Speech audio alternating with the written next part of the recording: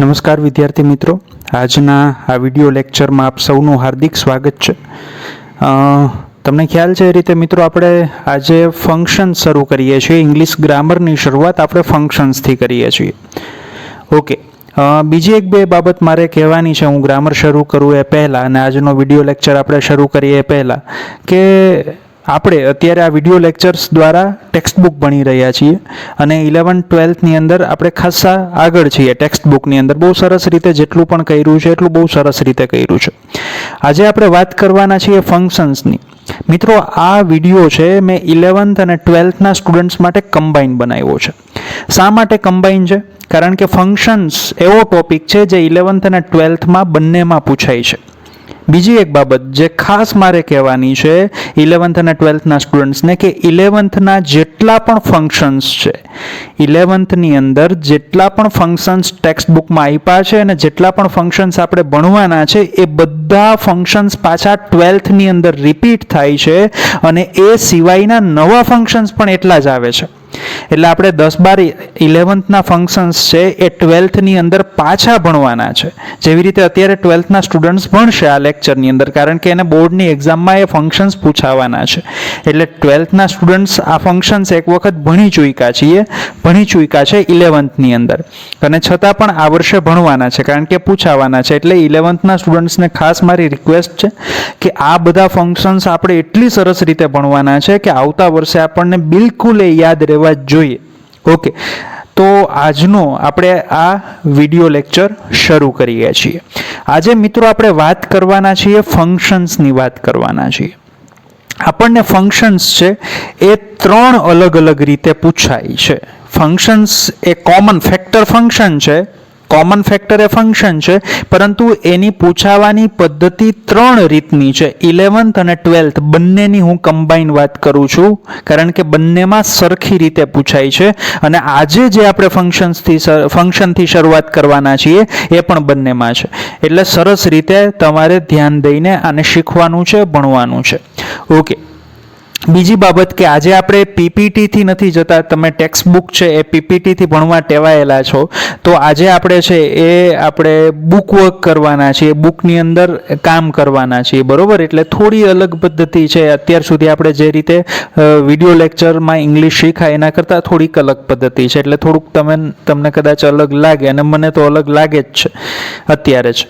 Okay, તો હું એવું વાત કરતો હતો કે કોમન ફેક્ટર છે એ ફંક્શન છે, તો આપણે એને અલગ રીતે ભણવાના છે. અલગ રીતે ભણવાના છે એટલે કે અલગ અલગ રીતે પૂછાય છે. દાખલા તરીકે હું તમને એમ કહું કે બટેકા હોય, બટેકા, તો બટેકા છે કોમન છે, પણ એની અલગ અલગ 3 કરતાં વધારે વસ્તુ બને. દાખલા તરીકે બટેકાના તમે બટેકા વડા બનાવો, બટેકા પૌવા બનાવો અને બટેકાની સૂકી ભાજી બનાવો. તો ત્રણેયમાં કોમન શું છે? તો કે બટેકા છે, પરંતુ એની વાનગી અલગ અલગ તૈયાર થઈ. તો એવું જ છે એ મિત્રો આ ફંક્શન્સનું છે, બરોબર? તો ફંક્શન છે કોમન છે. એમાંથી પહેલું આપણે જોવાનું છે આઈડેન્ટિફિકેશન ઓફ ફંક્શન, બીજું જોવાનું છે કમ્પ્લીટ ધ સેન્ટેન્સ, અને ત્રીજું જોવાનું છે રિસ્પોન્ડ ટુ ધ સેન્ટેન્સ. ચાલો શરૂ કરીએ.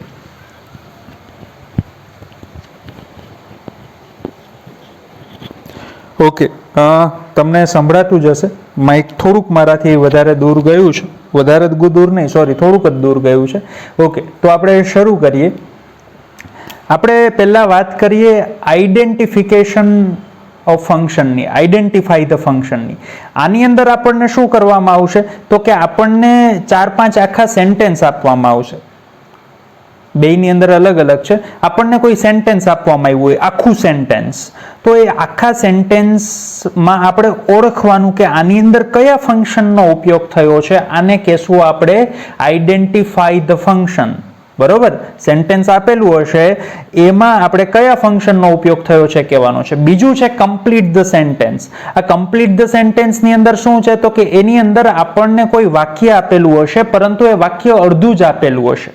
તો આપણે શું કરવાનું છે તો કે એ અડધા વાક્યને આપણને જે કીધું હોય કે આ ફંક્શનનો ઉપયોગ કરીને આ વાક્ય પૂર્ણ કરો, એ વાક્યને આપણે પૂરું કરવાનું છે. અને ત્રીજું છે રિસ્પોન્ડ ટુ ધ સેન્ટેન્સ. એમાં એક વાક્ય આપેલું હશે અને બીજું આખું વાક્ય છે એ આપણે પસંદ કરવાનું છે, MCQ ના સ્વરૂપમાં છે. તો તમને સમજાયું હશે કે આ 3 અલગ અલગ બાબતો છે, identify the function, complete the sentence અને રિસ્પોન્ડ ટુ ધ સેન્ટેન્સ. એ ત્રણેયની અંદર ફંક્શનનો ઉપયોગ થયો છે. તો મિત્રો આજે આપણે વાત કરવાના છીએ એ ફંક્શનનું નામ છે એક્સપ્રેસિંગ કન્ડિશન અથવા તો expressing condition in the past.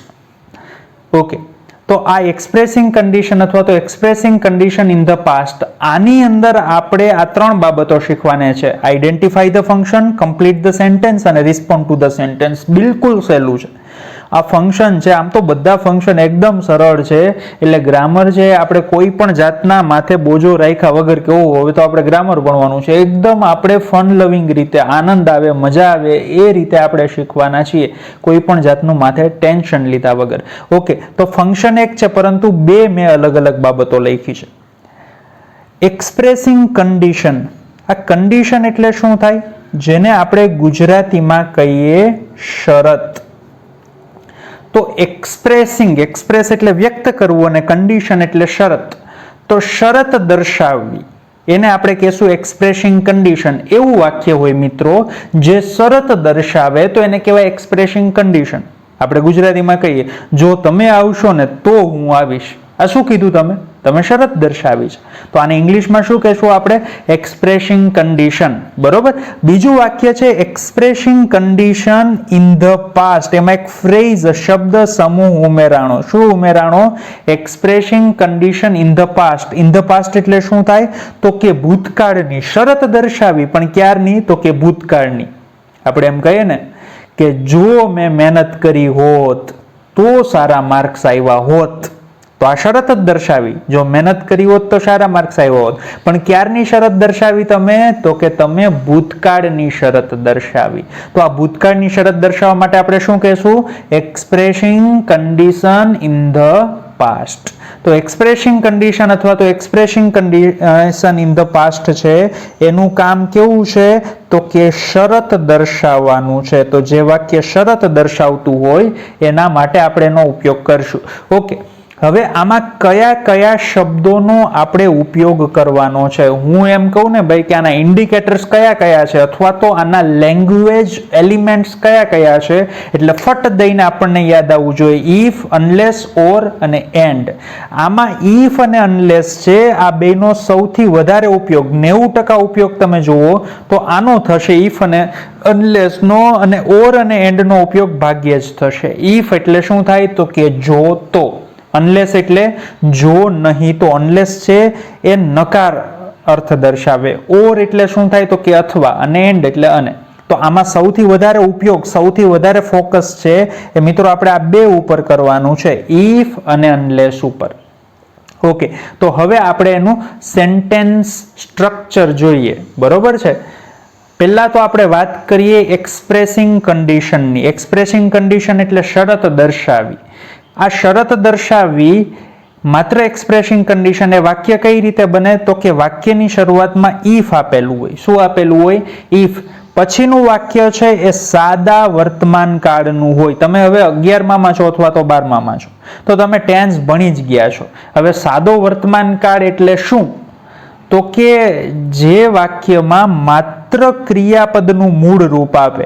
એના માટે આપણે V1 વાપરીએ છીએ. ક્રિયાપદનું મૂળ રૂપ હોય એના માટે શું વાપરીએ છીએ આપણે? V1. V એટલે વર્બ, ક્રિયાપદ, અને 1 એટલે એનું પહેલું રૂપ.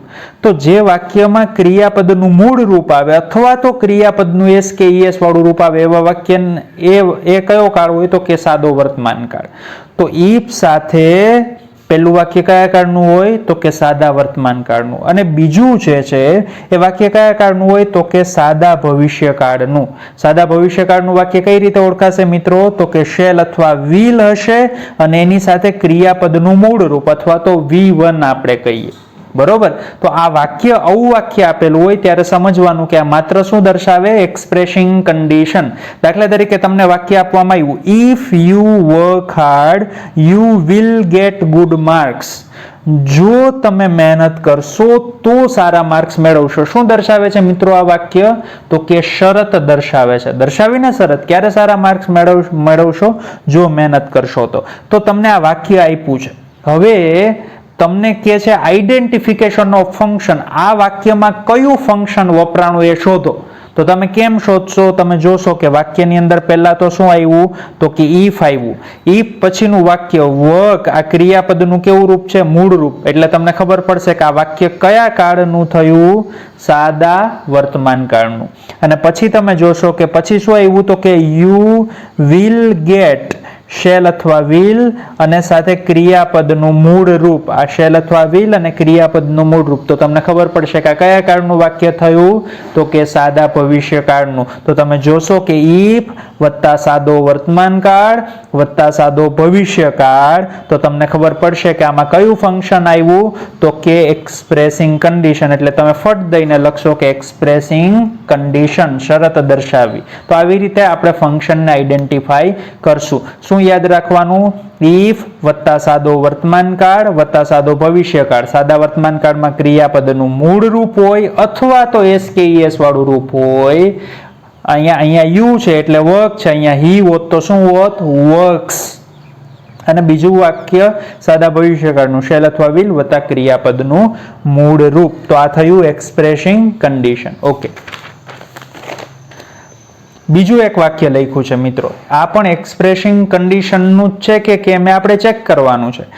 If you miss this opportunity you will regret. કે જો તમે આ તકને, ઓપોર્ચ્યુનિટી એટલે તકને ગુમાવશો તો તમે રિગ્રેટ કરશો. રિગ્રેટ એટલે અફસોસ થશે. તમને કહેશે કે ચાલો ભાઈ આનું ફંક્શન આઈડેન્ટિફાઈ કરો, તો તમે શું જોશો? તો કે ઇફ જોશો. પછી શું જોશો? તો કે મિસ એટલે ક્રિયાપદનું મૂળ રૂપ છે. તો કયો કાળ થયો આ વાક્યનો? સાદો વર્તમાન કાળ. પછી તમે શું જોશો? તો કે બીજું વાક્ય શેલ અથવા વિલ વત્તા ક્રિયાપદનું મૂળ રૂપ. તો કયો કાળ થયો? તો કે સાદો ભવિષ્ય કાળ. તો તમને ફટ દઈને ખબર પડવી જોઈએ, ઇફ વત્તા સાદો વર્તમાન કાળ વત્તા સાદો ભવિષ્ય કાળ. તો શું થશે? તો કે એક્સપ્રેસિંગ કન્ડિશન. થયું ને એક્સપ્રેસિંગ કન્ડિશન? ઓકે, પછી આગળ જોઈએ. અનલેસ વાળું વાક્ય પણ હશે. મેં તમને કીધું ને આગળ કે ઇફ અને અનલેસ. તો ઇફ જેવી રીતે વપરાયું એવી જ રીતે અનલેસ વપરાયું. ઇફ નો અર્થ થાય જો તો. જો તમે તક ગુમાવશો તો અફસોસ કરશો. અનલેસ નો મતલબ શું થાય? જો, નહીં, તો. અનલેસ નકાર છે, એમાં પણ એવું જ આવે. અનલેસ વત્તા સાદો વર્તમાન કાળ વત્તા સાદો ભવિષ્ય કાળ. તો વાક્ય વાંચો. Unless you work hard you will fail. Unless you work hard નો મતલબ શું થાય? જો મહેનત નહીં કરો તો નિષ્ફળ જશો. તો આપણને ખબર પડી અનલેસ વત્તા વર્ક કયો કાળ થયો? સાદો વર્તમાન કાળ વત્તા શેલ અથવા વિલ વત્તા ક્રિયાપદનું મૂળ રૂપ. કયો કાળ? તો સાદો ભવિષ્ય કાળ. તો ફટ દઈને આપણને ખબર પડે કે આ શું દર્શાવે? Expressing condition. ઓકે, તો આ એક્સપ્રેસિંગ કન્ડિશનની બે વાક્ય રચના થઈ. હવે મિત્રો આપણે જોઈએ છીએ expressing condition in the past. આની વાક્ય રચના અલગ છે. Expressing condition in the past એટલે ભૂતકાળની શરત દર્શાવવી. કન્ડિશન એટલે શરત. તો હવે આ expressing condition in the past ની વાક્ય રચના એક જ છે. શું હશે એમાં? તો કે પહેલા તો ઇફ અથવા અનલેસ હશે વાક્યમાં. પછીના વાક્ય છે એ કયા કાળનું હશે? પૂર્ણ ભૂતકાળનું. પૂર્ણ ભૂતકાળ કઈ રીતે ખબર પડે? તો કે હેડ હોય વત્તા V3. V3 એટલે શું થાય? ભૂત કૃદંત, પાસ્ટ પાર્ટિસિપલ. દાખલા તરીકે ગો છે એ શું છે? તો કે ક્રિયાપદનું મૂળ રૂપ. પછી એનું ભૂતકાળનું રૂપ શું થાય? તો કે વેન્ટ. તો આપણે એને શું કહેશું? V2. અને એનું ભૂતકૃદન શું થાય? તો કે ગોન. એને આપણે શું કહેશું? તો કે V3. તો ક્રિયાપદના મૂળ રૂપને આપણે V1 કહેશું, ભૂતકાળના રૂપને આપણે V2 કહેશું અને ભૂતકૃદનને શું કહેશું? V3. ઓકે, તો expressing condition in the past એમાં ઇફ અથવા અનલેસ હશે. પહેલું વાક્ય પૂર્ણ ભૂતકાળનું હશે. કેમ ખબર પડશે પૂર્ણ ભૂતકાળ છે? કેમ ખબર પડશે? તો કે હેડ વત્તા V3 આપેલું હશે. બરોબર છે. અને બીજું વાક્ય છે એમાં પરફેક્ટ મોડેલ ઓક્ઝિલરી હશે. પરફેક્ટ મોડેલ ઓક્ઝિલરીમાં મોટે ભાગે વુડનો ઉપયોગ થશે. તમે ક્યારેક કુડનો ઉપયોગ થશે. વુડ વત્તા હેવ વત્તા ભૂત કૃદંત આપેલું હશે. ઓકે, તો આપણે વાક્ય વાંચીએ. If you had worked hard you would have got good marks. તો આનો ગુજરાતી શું થાય? જો તમે મહેનત કરી હોત તો સારા માર્ક્સ મળ્યા હોત. જો મહેનત કરી હોત તો મળ્યા હોત. તો ક્યારની શરત દર્શાવી? તો કે ભૂતકાળની. તો આઈડેન્ટિફિકેશન ઓફ ફંક્શન જોઈએ ત્યારે જોવાનું ઇફ છે, પણ ઇફ છે એની સાથે શું છે? તો કે હેડ છે અને ભૂતકૃદંત છે. બીજા વાક્યમાં શું છે? તો કે વુડ છે, હેવ છે અને ભૂતકૃદંત છે. તો આ વાક્ય રચના ઉપરથી આપણને ખબર પડે કે આ શું છે? ભૂતકાળની શરત દર્શાવે. તો આપણે કયું ફંક્શન વાપરશું મિત્રો? Expressing condition in the past. એના પછી બીજું લખ્યું છે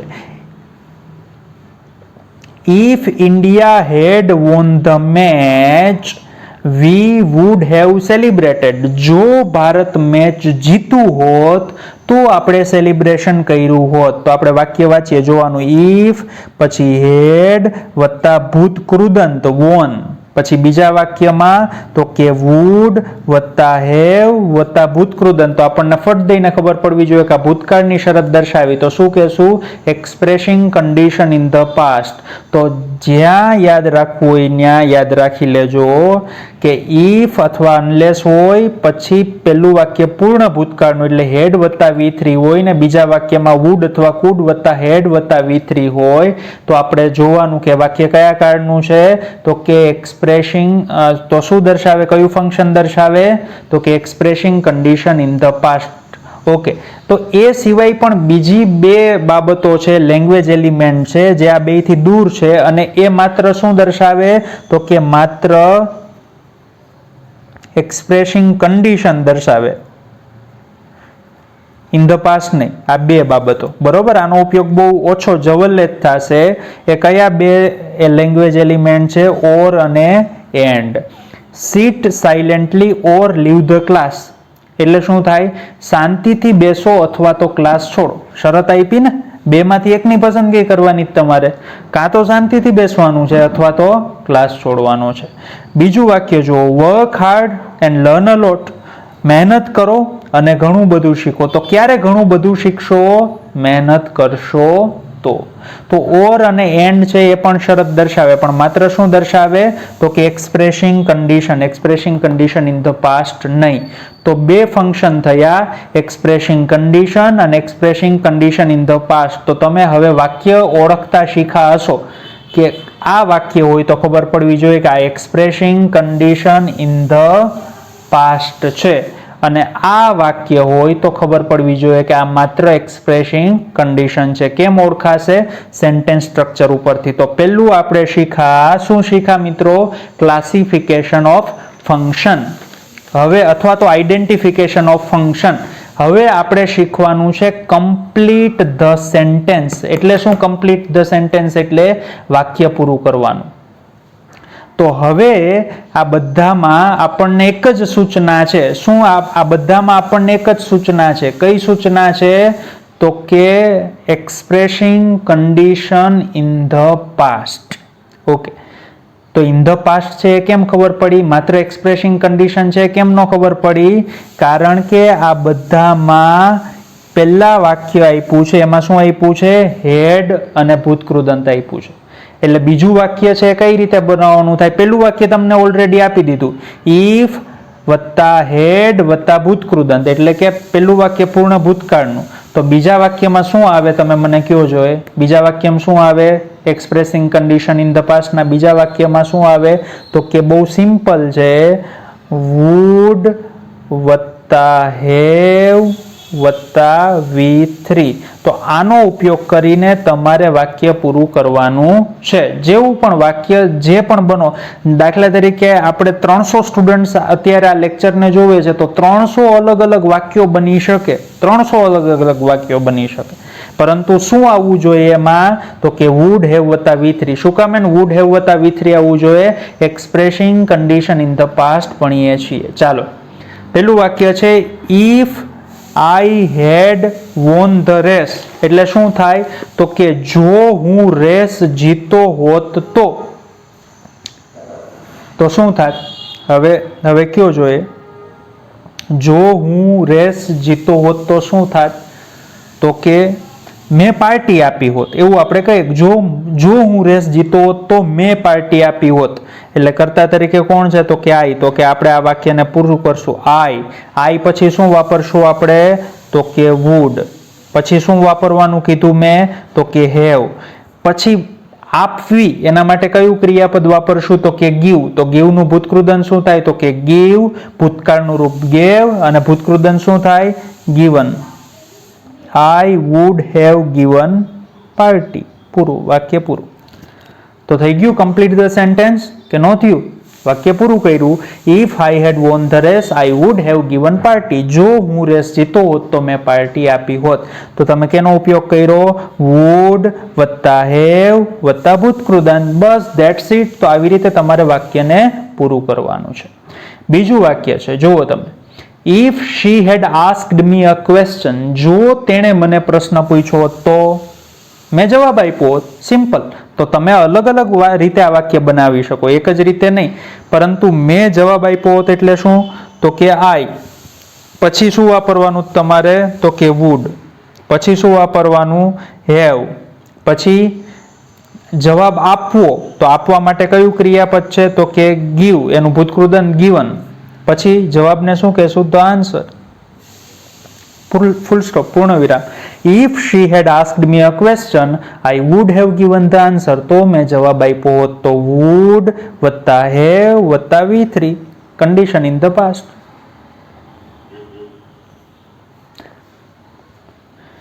If I had scored 90%. જો હું 90% લાવ્યો હોત તો શું થયું હોત? જો હું 90% લાવ્યો હોત તો શું થયું હોત? તો ગમે તે તમે વાક્ય બનાવી શકો. દાખલા તરીકે મને MBBS માં એડમિશન મળી ગયું હોત એવું મારે કેવું છે, તો હું શું કહીશ? કે I પછી would, પછી શું વાપરવાનું? have. મેળવવા માટેનું ક્રિયાપદ છે get. એનું ભૂતકાળ ભૂતકૃદન શું થાય? got. Admission in MBBS. તો શું કર્યું તમે? would વત્તા have વત્તા ભૂતકૃદન. તો જો હું 90% લાવ્યો હોત તો શું થાત? મને MBBS માં એડમિશન મળી ગયું હોત. તો શું કર્યું તમે? Expressing condition in the past. એના પછીનું વાક્ય. If the teacher had given homework to the class. જો ટીચરે If the teacher had given homework to the class. જો ટીચરે આખા ક્લાસને હોમવર્ક આપ્યું હોત તો શું થાત? ક્લાસે કરી લીધું હોત. બરોબર ને? બીજું શું થાય? કરવું તો પડે, ગમે કે ન ગમે. બરોબર? તો શું કરશો આપણે? the class. પછી શું વાપરશો તમે? would. પછી શું વાપરવાનું છે? have. પછી હોમવર્ક કરી લીધું હોત તો કોઈ કામ કરવું એના માટે ક્રિયાપદ કયું છે? તો કે do. એનું ભૂતકાળનું રૂપ did. એનું ભૂતકૃદન શું થાય? done. The class would have done homework. અથવા તો the class would have finished their homework. તો મિત્રો શું થયું? આ તો કે કમ્પ્લીટ ધ સેન્ટેન્સ. આમાં જે વાક્ય છે એને તમે પૂરું કર્યું. કઈ રીતે? તો કે વાક્ય રચના પ્રમાણે. તો તમને જે વાક્ય રચના આપી છે એ પ્રમાણે વાક્ય કામ પૂરું કરવાનું છે. આ થયું કમ્પ્લીટ ધ સેન્ટેન્સ. તો પહેલું આઈડેન્ટિફિકેશન ઓફ સેન્ટેન્સ એટલે શું? તો કે તમને એક વાક્ય આપ્યું હોય, દાખલા તરીકે આ એક જ વાક્ય છે, આખું વાક્ય આપ્યું છે. આ કમ્પ્લીટ ધ સેન્ટેન્સ નથી, આઈડેન્ટિફિકેશન છે. If I had won the race, I would have given party. જો હું રેસ જીતો હોત તો મેં પાર્ટી આપી હોત, તો જોવાનું ઇફ પછી કરતા હેડ ભૂતકૃદંત વુડ હેવ ગીવન, તો આપણને ખબર પડે કે આમાં કયું ફંક્શન આવે, કયું ફંક્શન આવે, expressing condition in the past. પછી શું આપ્યું તો કે કમ્પ્લીટ ધ સેન્ટેન્સ. તો કેટલું વાક્ય આપેલું હશે? માત્ર આટલું જ, if I had won the race. તો તમે શું કરશો તો કે આ વાક્યને પૂરું કરશો. કઈ રીતે? તો કે વાક્ય રચના પ્રમાણે. કઈ વાક્ય રચના? આગળ શીખી. તો આ કમ્પ્લીટ ધ સેન્ટેન્સ થયું. તો બટેકા હતા, એના પહેલા આપણે શું બનાવ્યું તો કે બટેકા વડા. પછી શું બનાવ્યું તો કે બટેકા પૌવા. અને હવે શું બનાવશું? સૂકી ભાજી. આ સૂકી ભાજી શું છે ભાઈ? આ રિસ્પોન્ડ ટુ ધ સેન્ટેન્સ છે ને, સૂકી ભાજી છે. આ તમારા માટે સહેલું છે. રિસ્પોન્ડ ટુ ધ સેન્ટેન્સ છે એ સહેલું છે. શું કામ એને સહેલું છે? કારણ કે આમાં ઓલરેડી ઓપ્શન આપ્યા છે, એમસીક્યુના સ્વરૂપે છે. દાખલા તરીકે કઈ રીતે પૂછાશે આ એક્ઝામની અંદર? 11 12 બંનેને કહું છું, કઈ રીતે પૂછાશે? 12ના સ્ટુડન્ટ્સને ખબર છે કેમ પૂછાય છે. સ્ટુડન્ટ પૂછે કે sir I can't write an essay, કે સાહેબ હું એસે નથી લખી શકતો. તો ટીચર કહે છે, શું કહે છે? કાંઈ નથી કહેતા, ખાલી જગ્યા છે. હવે તમને કાઉન્સમાં આપ્યું છે expressing condition in the past. Expressing condition in the past, ભૂતકાળની શરત દર્શાવી. તો તમને કેટલા ઓપ્શન આપ્યા? 4 ઓપ્શન આપ્યા. હવે આમાં expressing condition in the past વાળું વાક્ય શોધવાનું. કઈ રીતે ખબર પડે expressing condition in the past વાળું વાક્ય? તો કે જેની અંદર ઇફ આપ્યું હોય, પછી પૂર્ણ ભૂતકાળનું વાક્ય હોય. પૂર્ણ ભૂતકાળ એટલે હેડ વત્તા V3, અને બીજું વાક્ય કયું હોય તો કે મોડેલ, પરફેક્ટ મોડેલ ઓક્સિલરીનું. તો એમાં શું આપ્યું હોય તો કે વુડ અથવા તો કુડ વત્તા હેવ વત્તા V3. તો આવું વાક્ય શોધવાનું કે જેની અંદર આ વાક્ય રચના આપી હોય. તો ગો હોમ આમાં છે આમાં તો કે નથી. યુ શુડ વર્ક હાર્ડ, તો આમાં છે તો કે નથી. If you had remained present in my class you would have written it. સાહેબે પૂછ્યું, સ્ટુડન્ટે પૂછ્યું કે સાહેબ sir I can't write an essay, કે સાહેબ હું એસે નથી લખી શકતો. તો સર શું કહે છે? If you had remained present in my class, કે જો ભાઈ તું મારા ક્લાસમાં હાજર રહ્યો હોત તો you would have written it, તો તે લખ્યો હોત, તો તું લખી શક્યો હોત. તો આ વાક્યમાં શું છે તો કે ઇફ છે, પછી હેડ છે અને ભૂતકૃદન છે. બીજા વાક્યમાં વુડ છે, હેવ છે અને ભૂતકૃદન છે. તો આપણું આ વાક્ય રચના પ્રમાણે બંધ બેસે છે. તો આપણો જવાબ શું થશે? Answer C. તો અહીંયા તમારે શું કરવાનું તો કે આન્સર સી ને ટીક કરી દેવાનું, પૂરું. અને ડી છે if you work hard you can learn. આમાં ઇફ છે પણ હેડ વત્તા ભૂતકૃદન છે નથી. વુડ વત્તા હેવ વત્તા ભૂતકૃદન છે નથી. શું કામ એને જોઈએ? કારણ કે કન્ડિશન ઇન ધ પાસ્ટ છે ને આમાં એવું નથી, એટલે ડી નહીં આવે. શું જવાબ આવશે? સી. તો આ થયું આપણું ફંક્શન. કયું ફંક્શન? પહેલું ફંક્શન જે 11th અને 12th બંનેમાં કોમન છે.